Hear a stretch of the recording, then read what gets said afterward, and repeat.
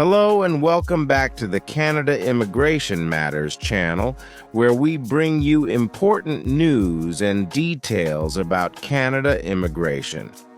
We have breaking news today as Canada just announced a major reduction and limits on international students.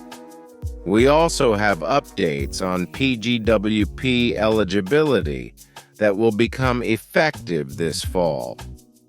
There are some changes to spousal open work permit eligibility. The changes are serious, and I am sure you want to know more. Be ready to take some notes and watch the video to the end so you do not miss out on the vital details.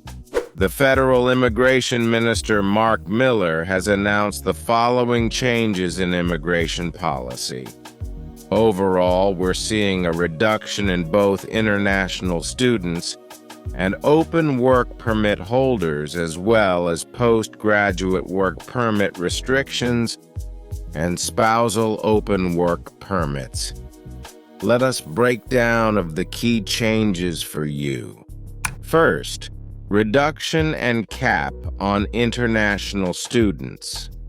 The government has announced a further reduction in the intake cap on international student study permits for 2025 based on a 10% reduction from the 2024 target of 485,000 new study permits issued, and then stabilizing the intake cap for 2026. such that the number of study permits issued remains the same as 2025. For 2025, this means reducing study permits issued to 437,000. 2. Graduate programs. The 2025-2026 study permit intake cap will include master's and doctoral students who will now have to submit a provincial or territorial attestation letter. IRCC will be reserving approximately 12% of allocation spaces for these students in recognition of the benefits they bring to the Canadian labor market. 3. Changes to the Postgraduation Work Permit Program, PGWP. Graduates from programs at public colleges will remain eligible for a post-graduation work permit of up to 3 years if they graduate from a field of study linked to occupations in long-term shortage. Next is new language requirement. Starting November 1st, 2024, applicants must demonstrate language proficiency in either French or English. University graduates will need a Canadian language benchmark, CLB Level 7, while college graduates will require a CLB Level 5. This will increase their ability to transition to permanent residence and adapt to changing economic conditions. 4. Spousal open work permit restrictions. For master's students, later this year, only spouses of master's degree students enrolled in programs lasting at least 16 months will be eligible for work permits. Next is limits on spousal open work, permits to spouses of management and professional workers. The government will limit work permit eligibility later this year to spouses of foreign workers in management or professional occupations or in sectors with labor shortages, under the Temporary Foreign Worker Program and the International Mobility Program. 5. The 2025-2026 study permit intake cap will include master's and doctoral students who will now have to submit a provincial or territorial attestation letter. They will be reserving approximately 12% of allocation spaces for these students. in recognition of the benefits they bring to the Canadian labor market. Next is the volume of asylum seekers and system integrity. Like many countries, Canada is experiencing more asylum claims as the number of displaced people worldwide continues to grow, and that contributes to growing temporary resident volumes. The minister stated that, to align with our humanitarian responsibilities, the government has been working on several measures to address integrity issues and strengthen the in-Canada asylum system, including implementing a partial visa requirement for Mexican nationals, improving claims processing while maintaining the fairness and integrity of the asylum system, as announced in 2024, reviewing visa decision-making so that our highly trained officers have the right tools to detect fraud and reduce the number of non-genuine visitors, and exploring more measures to further strengthen visa integrity. The Honorable Marc Miller, Minister of Immigration, Refugees and Citizenship, said, "The reality is that not everyone who wants to come to Canada will be able to, just like not everyone who wants to stay in Canada will be able to.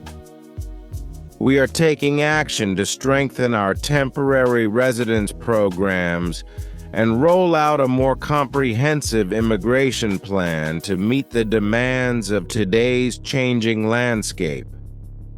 Our immigration system must preserve its integrity and be well managed and sustainable. And as we look forward, we will do everything it takes to achieve that goal and set newcomers up for success." On his part, the Honorable Randy Boissonnault, Minister of Employment, Workforce Development and Official Languages, said, "The temporary foreign worker program was designed to address labor market shortages when qualified Canadians were not able to fill those roles. Right now, we know that there are more Canadians qualified to fill open positions. The changes we are making today will prioritize Canadian workers and ensure Canadians can trust the program is meeting the needs of our economy. So, if the government's announcement is confusing, here are some quick facts to help you understand the government's challenges.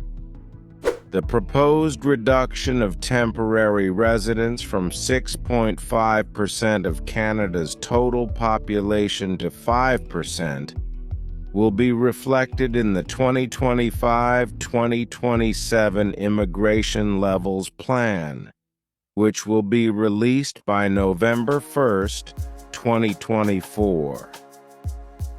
Graduates from programs at public colleges will remain eligible for a Postgraduation Work Permit, PGWP, of up to 3 years if they graduate from a field of study linked to occupations in long-term shortage.